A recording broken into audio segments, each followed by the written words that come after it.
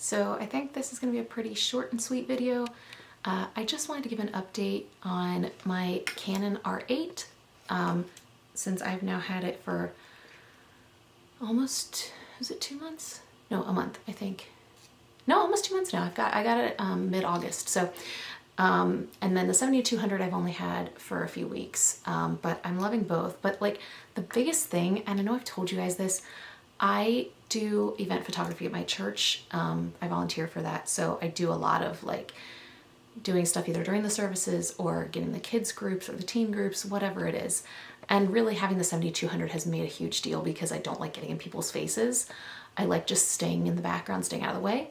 But putting it on my R8, which I originally would not have thought of, it's like such a tiny light setup. It's so convenient and easy. Like a lot of times I already have to carry, like on Wednesday nights, I have to carry my music stuff for practice, or on Sundays carrying my Bible. And that's just a lot of extra stuff that I'm carrying, and I still carry my X100V with me everywhere just because I always do. But this is a super light setup. Like it is really not that bad. Like I actually prefer using this lens on this camera versus on my R6 because it's so much more portable and just light and easy to use. I've really loved it. There's a picture of my husband, I shared it on my Instagram. My husband took a picture of me at church on Sunday with my camera out next to me, and it looks so small. I'm like, where's the camera? I have a 7200 on there and you almost couldn't even like tell except that the difference in the color.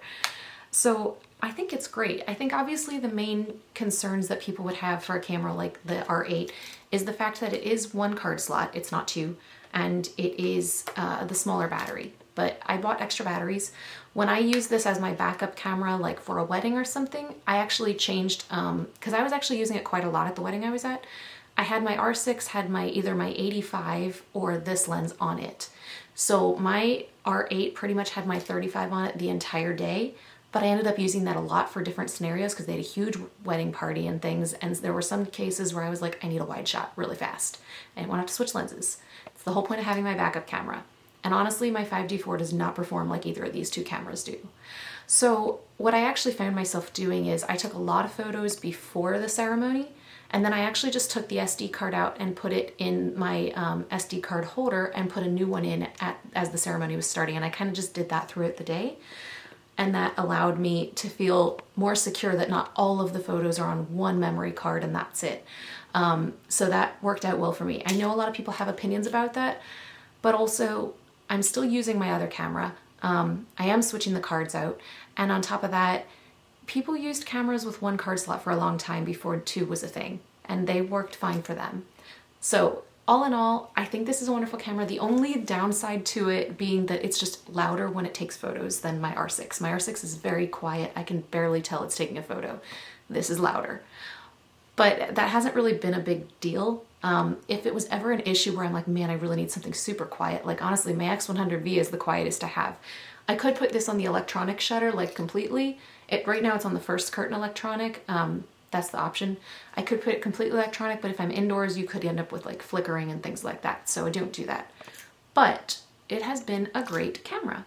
I actually really love this setup. I'm actually surprised. And like, it's a phenomenal video camera too. So I've used it for a lot of videos lately on YouTube. I actually set it up for my YouTube video and then went, oh wait, I'm talking about that camera. I probably shouldn't have that one. So I'm filming on my R6 right now, which is fine too. But I actually am finding I kind of prefer the R8 just because it's smaller, but it still functions so well for what it is. So I think this is a great camera to invest in. I really do. And honestly, like this setup is much cheaper than like my R6 plus this lens or something, you know.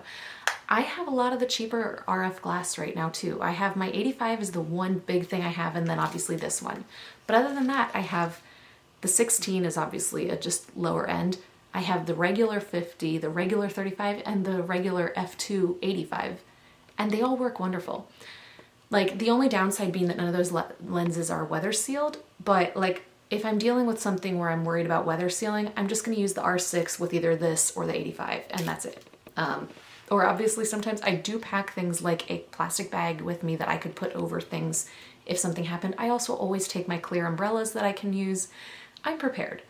So I really honestly think that this is a great camera. I'm still debating if I'm going to take it out west with us next year because I am going to take my X100V as well as my XT32 and the lenses for those.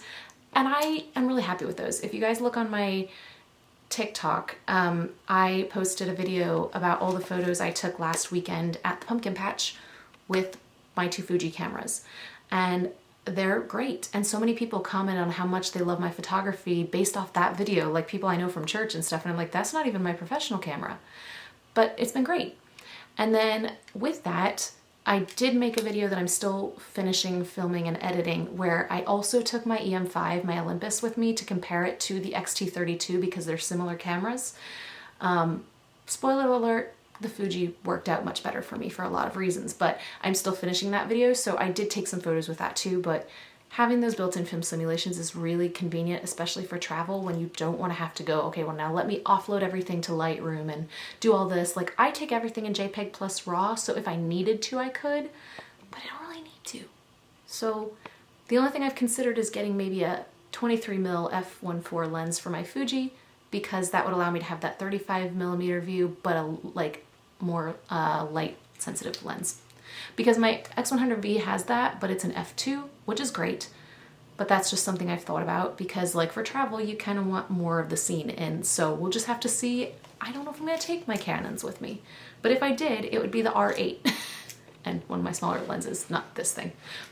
That was a lot more than I needed to share in this, but I just really like talking about what I love and what's worked for me with my camera gear. I know, again, like I've said before, it doesn't mean that it's going to work for you guys. It doesn't. But it's what works for me and what I've been really happy with. And I'm really, really happy with how my photography has been with all this gear that I have now, that I've transitioned to things that really work for me.